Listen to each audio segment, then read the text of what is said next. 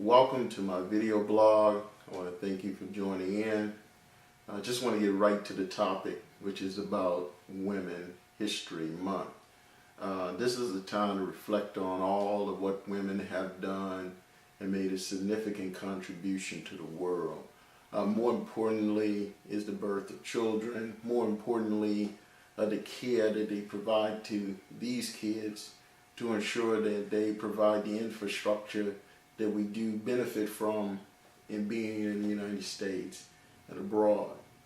It's a good time to focus on mothers, particularly single mothers. First of all, before I get into the topic about single mothers, let's just talk about married women. First of all, married women ought to be commended for staying in the institution of family and marriage. Taking care of your kids, ensuring that they are academically prepared for the social, political, and economic issues that they will one day face is too important. So not only do you provide them with the motherly care, we definitely appreciate all that you do by just staying in the institution of marriage, the institution of family. Now, single mothers. I was raised by a single mother.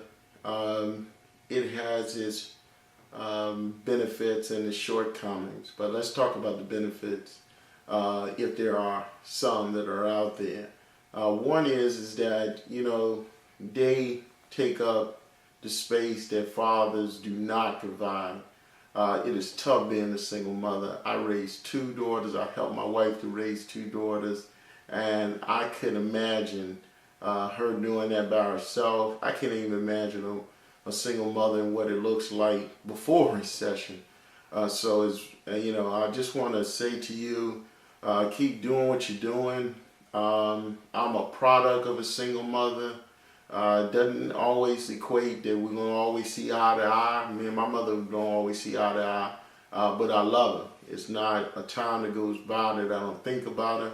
I'm always busy on the road doing certain things, and so it doesn't require, it doesn't give me an opportunity to reach out or go home as much as I would like. But I appreciate all that my mother has done. But getting back to just being a single mom, it takes a lot to raise kids. Some suggestions I would have, make sure that they are academically prepared. I can't stress that enough. It is hard trying to figure the world out. It's too complex. And if you definitely don't put tools in their hands to make a difference, that's gonna, you're setting them up for things that may not go well as they get older. So making sure they're academically prepared. By all means, make sure if you don't have internet in your home, please get it in there. I encourage you to structure this as much as you can. It does come at a cost. It averages about $1,200 a year. Just give and take a few dollars. You can get it probably less than that.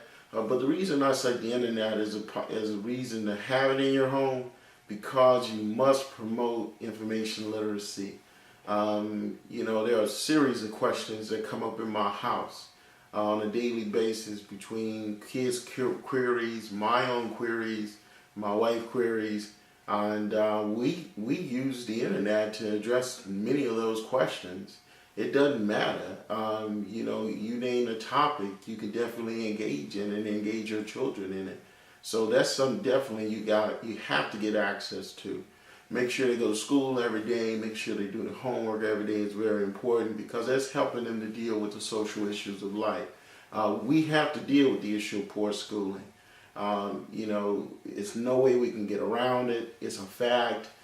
So we have to develop practices in our own communities to address that. So just making sure that you give your kids access to the internet. If it's not in your home, most local libraries will have the internet there.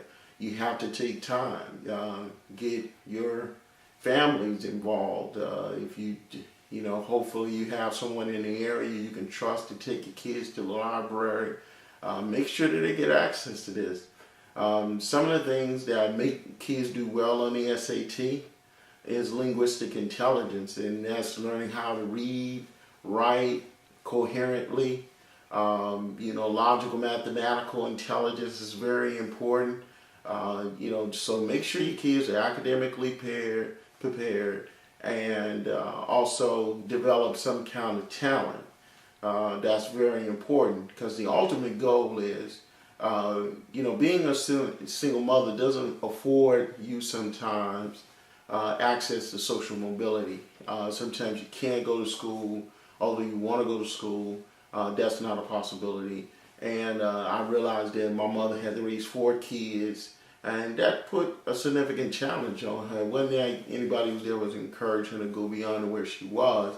But I do want to say that my siblings and myself, I have my master's in English, and many of my sisters have gone off and done things. So, I think that, she did what she could to get us to the next step. And so, and I'm still in school. So, it's very important that you make sure that they have access to social mobility, upward mobility, and that's just simply saying, I think I read something recently says that 4/5 of high school graduates will need some form of post-secondary education. That's important. If you don't allow them to have that, the chances of them actually knowing what to do in this society, is very complex. I feel that the university provides an opportunity for people to get at that. There are other means, there are other ways, whether they join the military or join something else, but you really want to give them the ability to have the critical thinking skills to move ahead. So that's what I'm basically getting at. I know, again, how tough it is to be a single mother, but this month is a time to reflect on contributions that women make. We can look all the history of all of what they have done, but I've taken this opportunity to address the here and now, reflecting on, what it means to raise kids by yourself, without male figures being around, and pray for us. We're all over the place. It's just the way life is. I wish there was more that I could say towards that issue, but it isn't. It is what it is. So do your best.